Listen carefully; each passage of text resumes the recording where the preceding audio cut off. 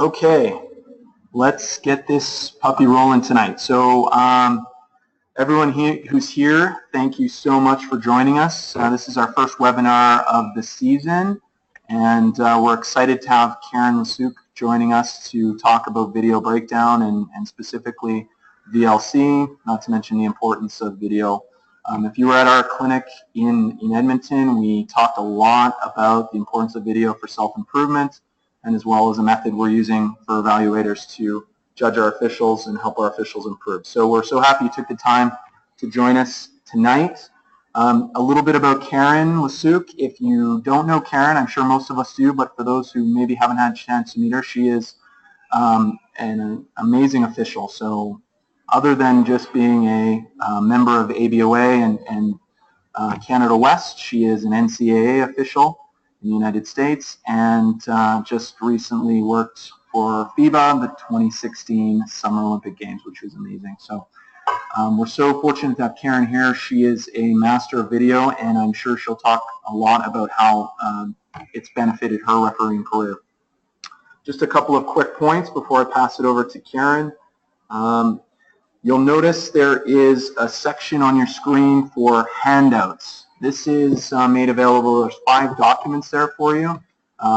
2 of the documents you received via email when you sign up for this. It's VLC for Mac and VLC for Windows, so that's download instructions. So once you've seen the webinar tonight, and if you haven't already downloaded VLC, that'll give the information on that.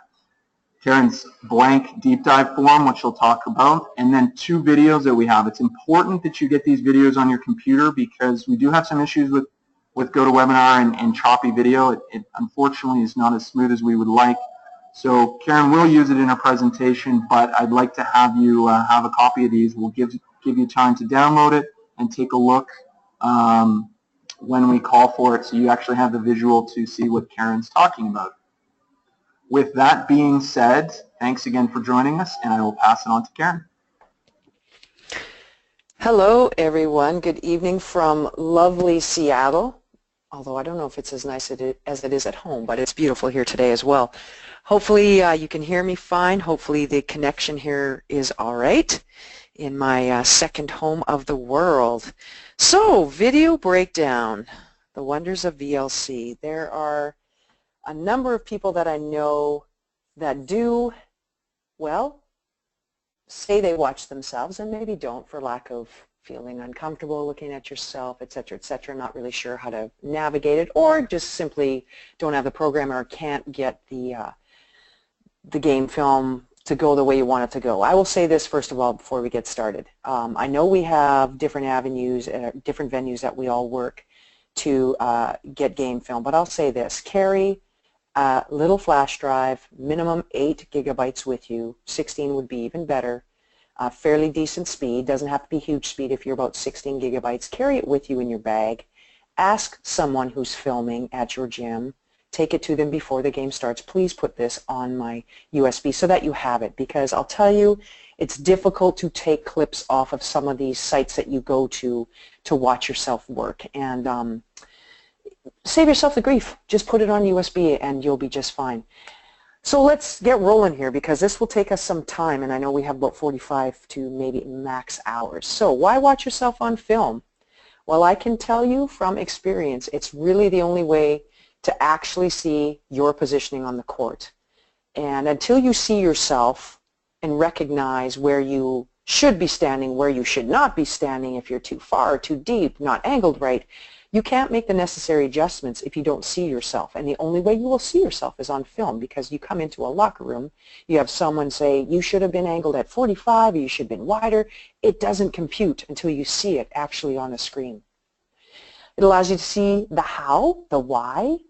When you get a call correct, when you make an incorrect decision, you get to see why. You can see if you're looking in the wrong place. You can see if you're not focused on something that's actually in your primary that you thought wasn't. This is the only way you will see it, is on film.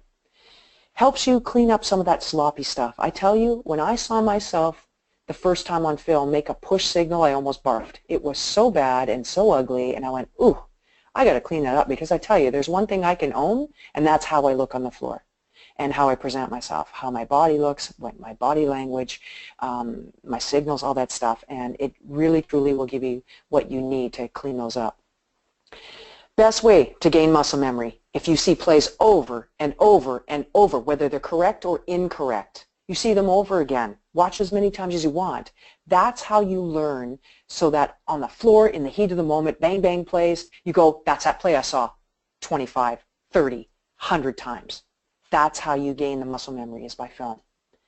And then again, provides an opportunity for immediate reflection, especially on pertinent plays that happen in a game, whether they are difficult plays, a bang-bang 50-50 marginal call, no-charge semicircle play. Maybe you make an error in a game, whether it be a rule mistake or you put the wrong shooter to the line or whatever. You get to see it and you go, how did this happen? What were we doing on the floor that we allowed this to happen undetected? Game deciders. This happens to all of us. There will be plays we have at the end of a game where we may or may not put air in our whistle, and it may determine the outcome of the game, even though we like to think sometimes we aren't that person, sometimes we are. And this is a chance to see it and go, I'm going to watch this and I'm going to be uncomfortable. But I tell you what, if I can stomach watching this stuff, I won't make this mistake again. And then you can share it with people so they can learn from your stuff. What I have here, and I cannot claim fame to this, a friend of mine named Matt Head from Oregon. I sat with him for numbers of hours and we went through how to make VLC tutorials that go onto YouTube. And as I'm sitting there with him, struggling through, fumbling my words and whatever, and he had already made his, I'm like, Matt, I'm going to just simply not embarrass myself, keep myself from that, and I'm just going to use yours. You're going to be the claim to fame, and when I make my own at some point and don't fumble through them, I'm going to use mine. So these are tutorials as to how to set up your hotkeys, as you can see on the first screen, for your VLC. It's a video off YouTube that Matt has made with instructions. You will have access to these, so those of you that are like, oh my God, it's going too fast, freaking out and all that stuff, you don't have to worry about it. You are going to have access to these. You will also, as Michael told you, will have access to the paper version of it if you're more of a paper and need to read it. But this will teach you how to, once you've downloaded the program, which hopefully you all have at this point, how to set up what's called your hotkeys, and here we go.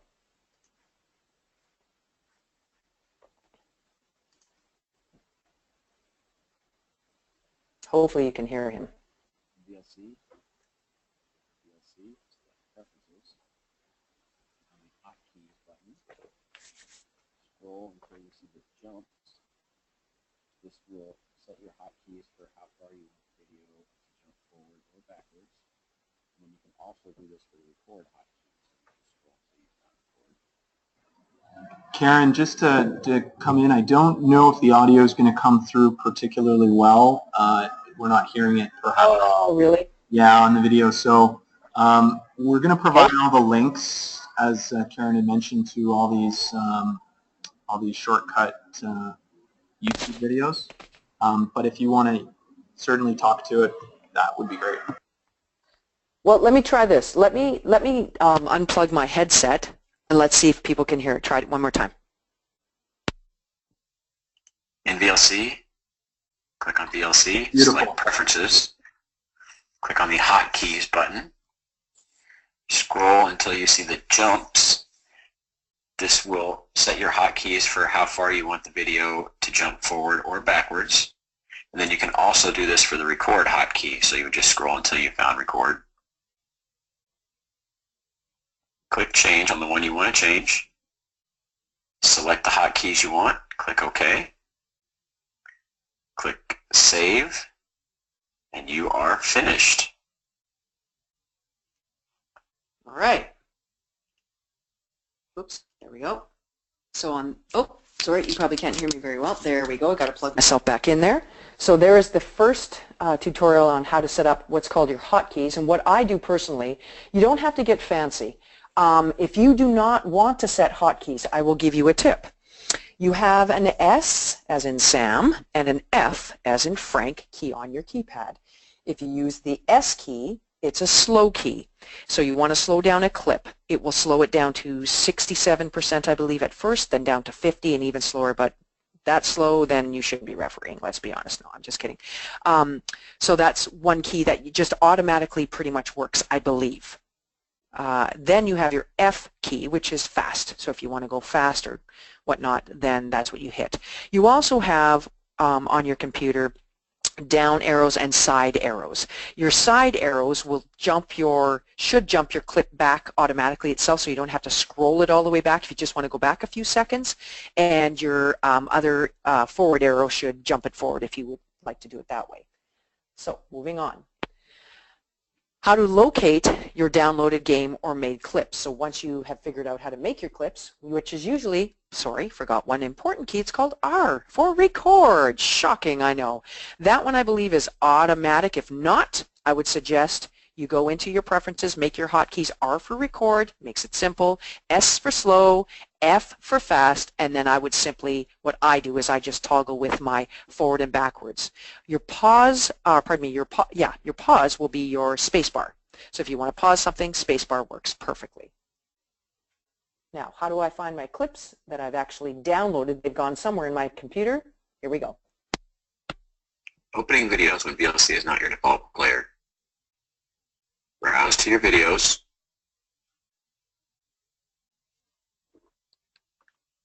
Right-click on the video you want to play. Select Open with VLC. That was tough, huh? Very hard, I know.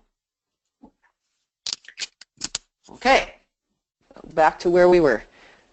Pretty simple. Again, it's much easier if you look at it on paper and or watch this again to find them. But all I do, I'm a Mac user. I've used both, but I just go into my Finder. I close all my programs, go to Finder, and just look for today. And you will see your clips there. How do we make video clips?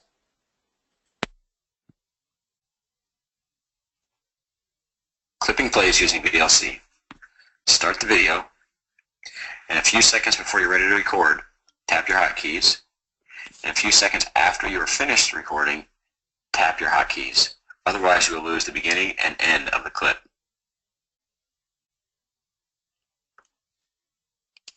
So on that note, the hotkeys, all hotkeys means is the keys that you have selected from the very first tutorial you saw that allow you to do your recording and whatnot. You choose what you want. If you want to have what's called a jump, you can jump forward 5 seconds, whatever, and you want to use J for jump, use J for jump. If you want to make it fancy and mess yourself up, I'm not this smart, you can go Command F1, whatever. I make it simple.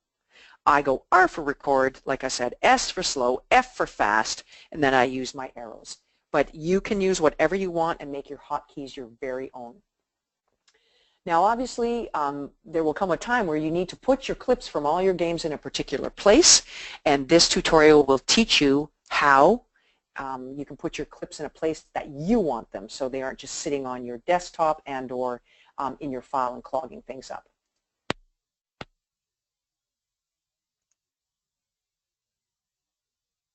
Setting the file location for VLC clips.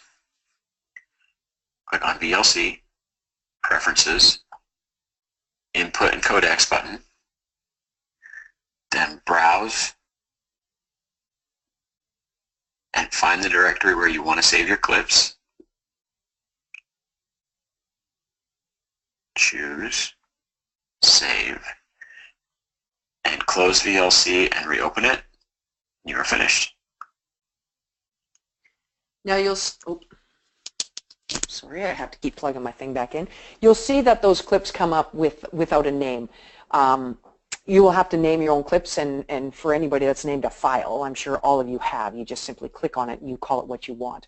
All of my clips, I personally, I put them in files for each game. I call obviously the file, the name of the game, and the date. It's important, I think, to put the dates. You don't want to have a pile of clips from, 2010, let's say, and you're now, going to 2017 coming up here, and you're like, why am I still doing that? And you go, oh, wait a second, that was from a game like whatever, a number of years ago. So make sure that you are putting appropriate names for appropriate things. How to set your VLC as a default player. Now, obviously, depending on the computer you use, Automatically when you play any type of video, it will come up as whatever your machine is set to. Some people have MPEG, or not MPEG, whatever stream it is, I can't remember what it's called, QuickTime Player, yada yada. This is how, so that every time you look at a video clip, it comes up automatically as VLC. This is how you set that up for yourself.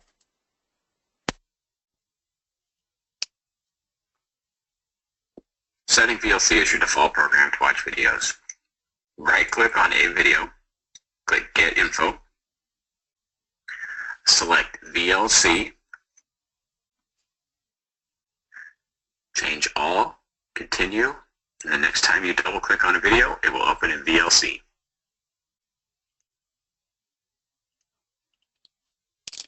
So, sounds simple. And it is, but it's important to have it in the player that is user-friendly to you, and that's what this whole thing is about. For those of you that aren't Mac users, Windows obviously works the same program. So this is for the people that use Windows. A little bit different, but not hugely different. So how to find your clips using a Windows program. Setting the default location for your VLC clips. In VLC, click on Tools and Preferences. Input and Codecs. And browse to your file location. This will make it much easier for you to find your VLC clips. Click Save. Oops, and you are finished.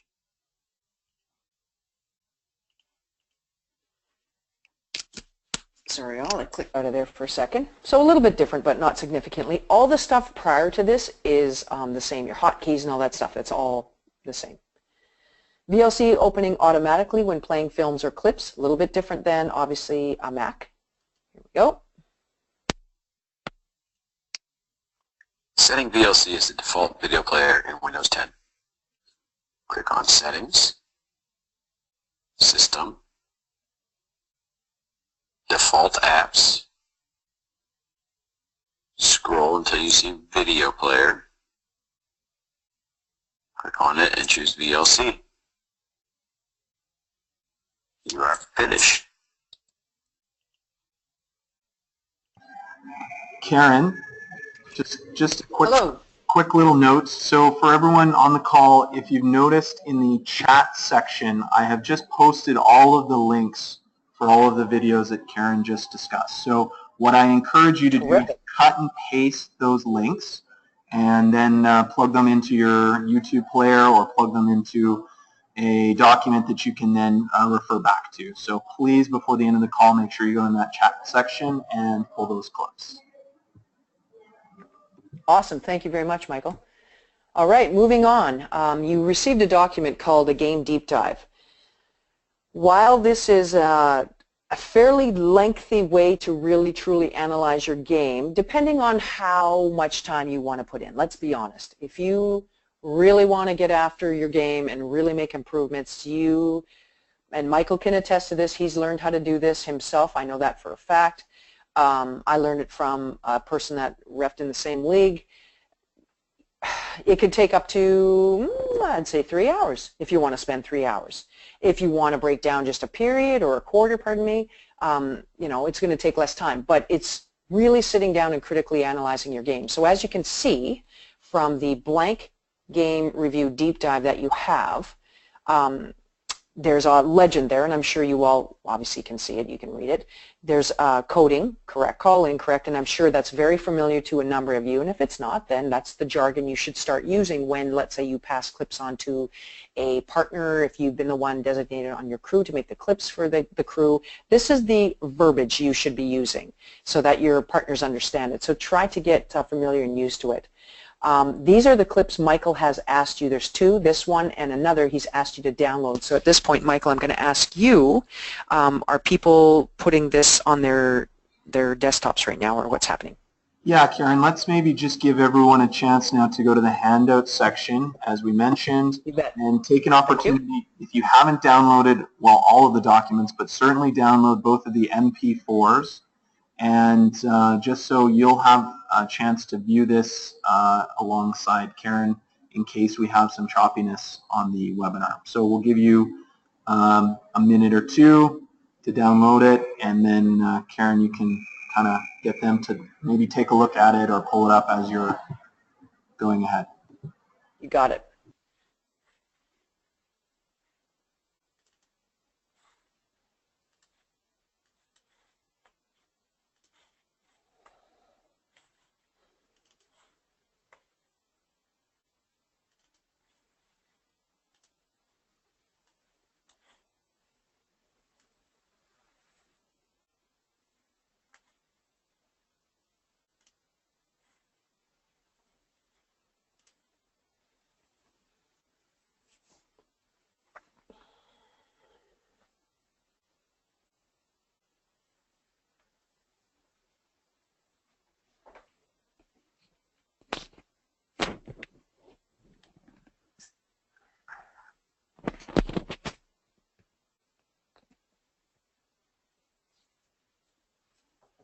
Oh, I better put my reading glasses on so I can see.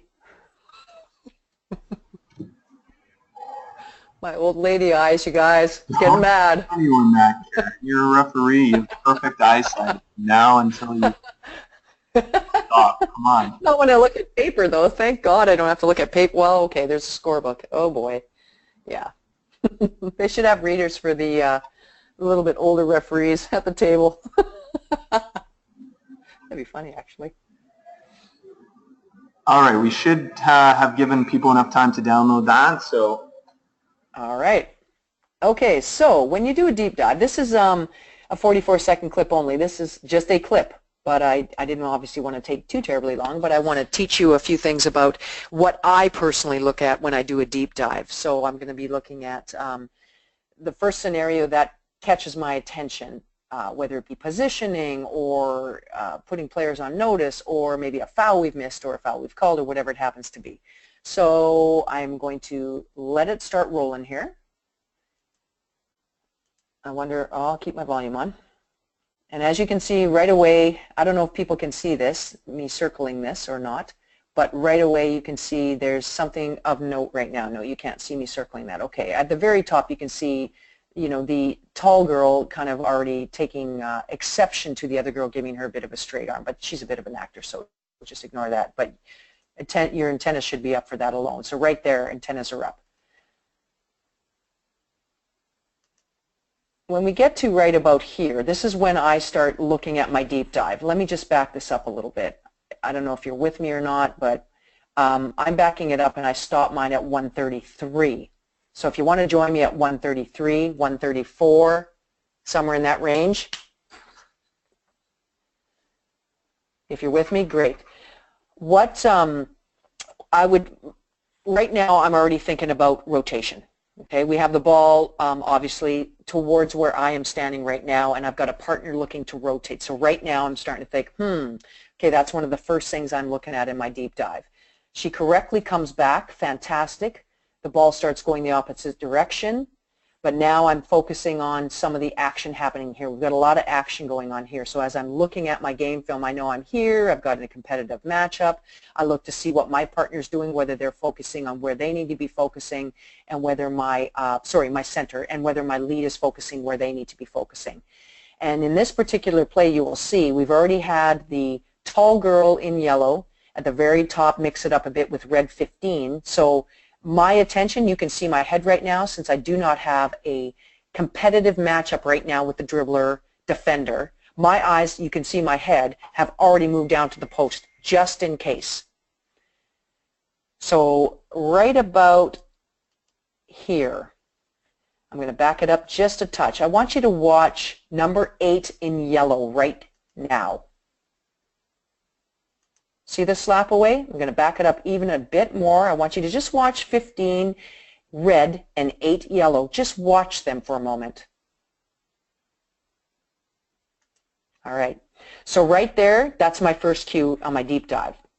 So what I do on my deep dive for myself is I go to my chart and I go time. So I know that obviously if I look in the top left, I have the luxury of having that there.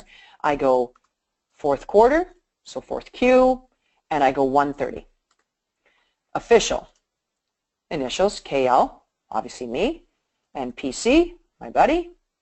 Position, obviously I am now new center, and she is lead. And the decision, in my opinion, is a no call incorrect on this particular moment. Type of play, I call it post-action. And then I do a comment section. I'm going to move this over. And the comments I would put in here for myself as I'm learning and teaching myself about this play. This is what I feel about this play. The lead misses. Offensive. I call it a slap away. Okay, that is not allowed. We allow players to do this all the time. And we need to stop this. That is not allowed because you and I both know it's going to lead to something bigger. So I feel we need the slap away of defenders, legal hand in the post. That hand is legal. It's allowed to be there. The offense doesn't like it. Okay? This is the first miss. Then, now of course I'm giving you a little more detail than you need. Actually I'm going to do the whole play because it's going to continue on for a couple seconds. Offensive player, typo, receives the ball and plows the legal defender, in the chest. Offensive foul.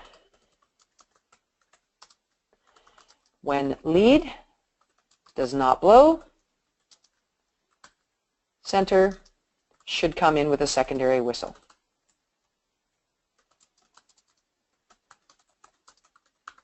This is what I do with this chart. So now you get the benefit of seeing it. I'm going to back it up just a touch. Hopefully you're with me at 1:30 on the clock. Here we go.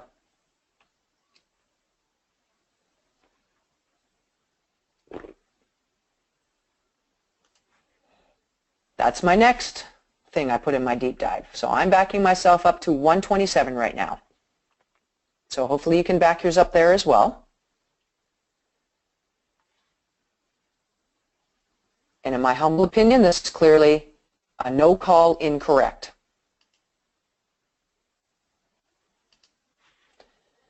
So what I do on my deep dive next is I let it play out a little bit more to 121, I believe I went to, somewhere in that range. We'll go 123, 123. I go PC, and I'm going to put myself in there as well, PC and KL. Sorry, hang on a second here. There we are. Okay. And I'm going to put, obviously, I am in center, and she's in, actually I should put her first. Of course, I would send this to my partners, and I would go no call incorrect. And I would go post. And I like to flame it up for myself and go post plow. Boom. Offensive foul on number 8, yellow, gold, whatever you want to call them, NCI. We need a whistle. All right, moving on. As the play continues, we've got a little bit. I'm going to back up just a touch. So we've got all that stuff ahead of time. I'm backing mine right up to 126. I'll give you a second. That's the thing about this when we're doing this via webinar. We got to give you some time, and that's totally good. So I went back to 126 to let it play out a little bit. So we've got what I consider an offensive foul. Then we've got this stuff. We've got yellow trying to secure control of the rebound from red 8. Nothing there. I mean, that's nothing. Okay? We've got 14 grabbing the ball, and 7's going to come back and try to get it from her. And 14's smart. She just turns away and says, get out of here. That's nothing. I'm not going to even, really put anything in there. I call it an attempted tie-up, and I think that's a good no call. No call correct, NCC. We just play it on. Do I need to put that in there? Yeah, I would. In a normal situation where I'm sending this to my peeps, I would put that in there, but I'm just for a little bit of expediation here because we've already been going for about 30 minutes. I'm just going to let that one play out. Then we're going to let the play continue. So we've had the action earlier that we've missed.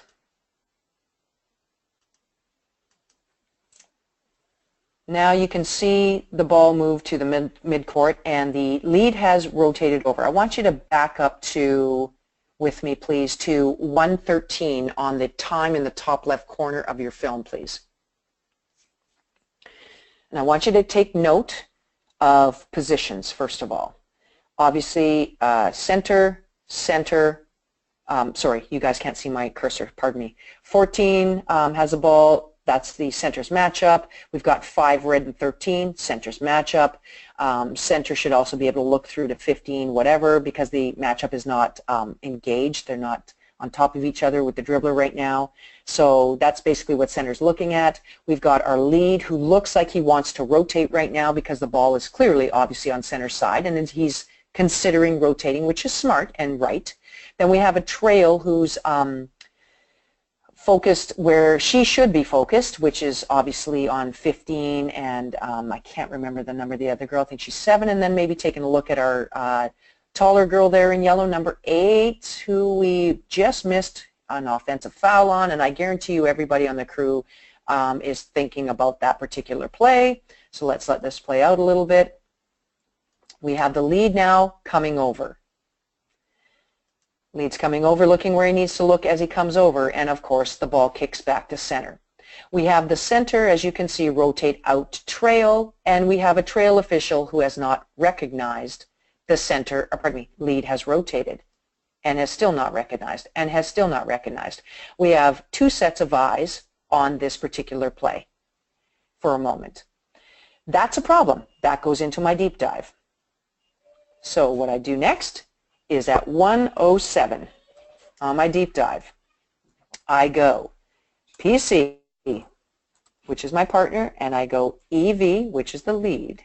So I go, I guess I would call her trail at the moment because that's where she is, and lead, and I would go IC, meaning incorrect, and I call this type of play, it's not necessarily a play per se, but it's called positional. And this is where I go, okay, we have a lead. I basically say, okay, I describe the play. Lead rotation, or rotational timing, I'll call it, is not the best for this situation. The old trail has missed the rotation and is completely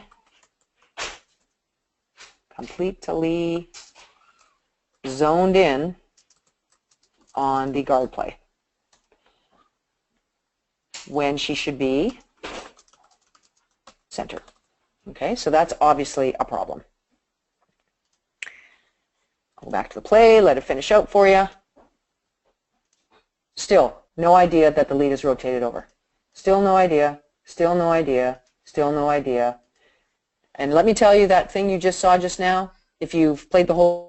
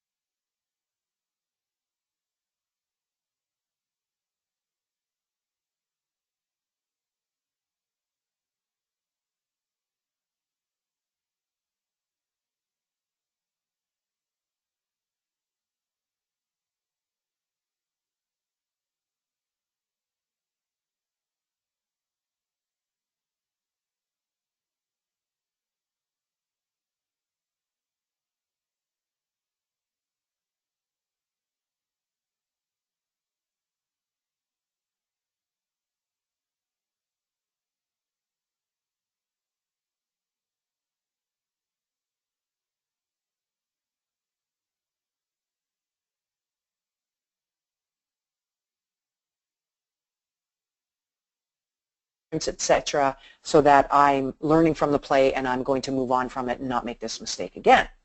So on that note, I'm going to move forward and ask you to get to the next video called Building Fundamentals, BP or something, BP Play or something along those lines. I'm going to ask you to go there, please, and download that if you haven't already. I would assume they both downloaded together. And Michael will let me know if they didn't, I am sure. So in this particular play, this isn't a big doozy of a play, but I thought it would be a good one. It happened recently. I thought it would be a good one just for an example for this. Not a huge play, but I could show you some other ones later if you want, but for the example of this, I'm not going to. On this particular play, I'm just going to let it play out, so you go ahead and start yours up and let the whole schmozzle play out, and you just have a look at it.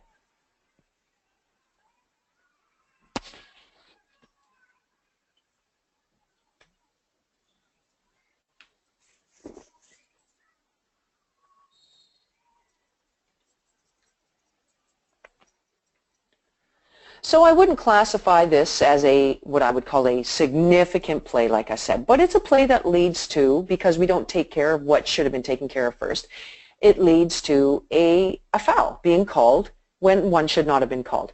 And I mean, while this isn't a significant play per se alone early in a game or partway through a game, this is a significant play if we have a tie game, for example, and we are down to the wire.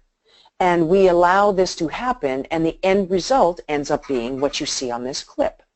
So what I do with that sheet that you were sent, and I apologize for the bit of blurriness on this because I had to take a screenshot, they've changed PowerPoint, is this is how I fill out this sheet. So obviously I put the date and the teams involved in the game. I put the title of the play, which I called a double dribble not called leading to a foul. Then a description of the play and ruling, and as you can see, the ball's at the free throw line in a nutshell. In the trail's primary, the dribbler causes the ball to come to a pause, which is obviously an attempt to freeze the defender, and it works. And by rule, we know that that's not allowed. The double dribble violation is missed and or passed on. I just said it was missed. The dribbler continues down to the lead's primary, dumps the ball into the middle of the paint to the post, who, of course, is fouled on a shot, as fate would always have it. The lead official does have the correct call in favor of course, the team that violates. And then, as you can see in bold, I put the trail official needs to have a whistle on the double dribble preceding the foul in favor of the violator's team. Then I break down the positions. The trail's in good position, clearly sees the violation, simply needs to call it. It's an obvious double dribble. And then there comes that piece where we all go, well, I can let that little violation go. And then when we do that, unfortunately, a lot of times it ends up leading to something worse, which it does in this play. The lead, of course, who has a great wide-out position to start, and you don't see her at first, but then you see her at the end, she potentially could sneak a peek up to see this violation, but it is at the free throw line extended when it happens, and she really shouldn't be looking there.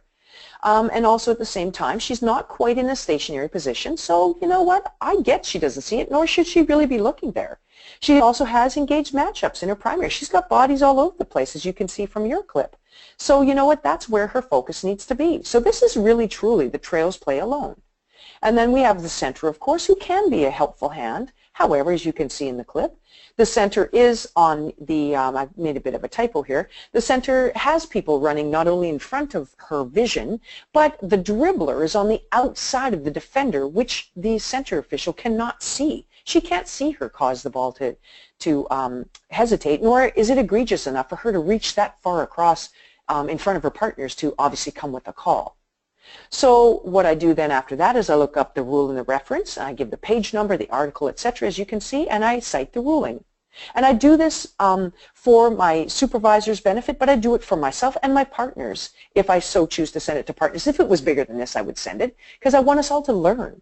But this is more for me personally to help with my fundamentals of refereeing so that I don't create the same mistakes for myself for the season, because I want to improve, and this is how you do it.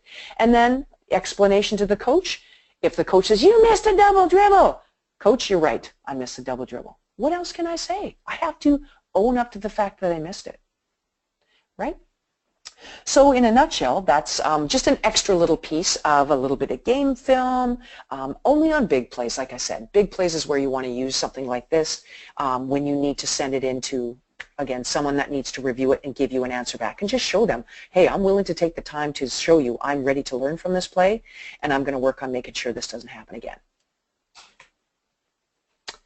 And that's what I've got for you in 41 minutes at this moment, with questions possibly coming, and if not,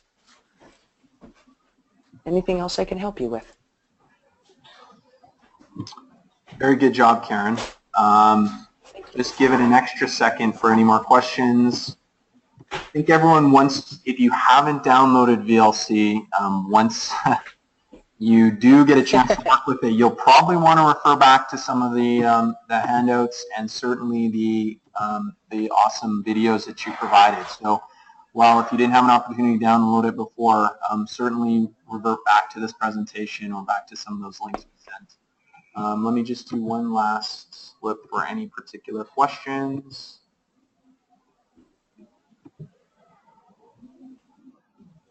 And I don't see any additional ones. Thank God. Okay, well done. This again, and thanks so much, Karen. This again for everyone. This was just a nice little introduction to some of the techniques that I know certainly Karen has utilized through her training in the United States that FIBA is now utilizing a lot in their training. So it's wonderful, and just to kind of emphasize on a few points for everyone before we close for the evening is we all need to start using the same terminologies. So that form that we passed along, that's your blank game deep dive with no call incorrect, correct call, those sort of terminologies, we all need to get on the same page for consistency when we're talking to each other in-game, out-game, post-game, with our evaluators, that we're using the same terminology. It's very, very important. And I think what's awesome too is to do one of these deep dives or do 2 of them per season, but you've got to utilize them somehow. You've got to learn from it yourself, but you've got to pass it along to your partners. And you've got to pass it along to your mentors so they can see some of the video and quickly reference some things, as opposed to just say, hey, can you take a look at my video, and they're sitting around for a lot longer than they need to be. So those are my 2 cents, but I know video's been amazing for me. And Karen, is there anything else you wanted to add before we close? No, other than I am more than willing to answer any email questions, text questions, whatever, at any time. Absolutely any time if people want some help with this. Anyone that actually is comfortable and learns how to do this, or already knows how and just wants to learn a few different things or take a few extra tips, if you would like to send clips that you'd like me to maybe help you out with, or help you break down to do a fundamental, whatever, please do. I am always open to helping anyone that wants to look at a game film and get better from it, because truly it is the be-all end-all to taking your game from where it may be to, for real, that next step really is. No, you couldn't have said that any better, and it is so true. And you know, we are working, and we'll announce in the next few weeks or into December, when the high school season kicks off, some options for us to post some YouTube clips, and maybe we'll have Karen comment on some of them for you folks too. So thanks so much, Karen, for your time. Thanks to everyone who attended tonight. The replay will be put on our YouTube channel, and if you do have any other questions, please feel free to reach out to one of your ABOA members, and we'll be happy to help. Karen, have a wonderful season, and we'll talk to you soon. Thank you. Thank you, everyone. Have a great evening.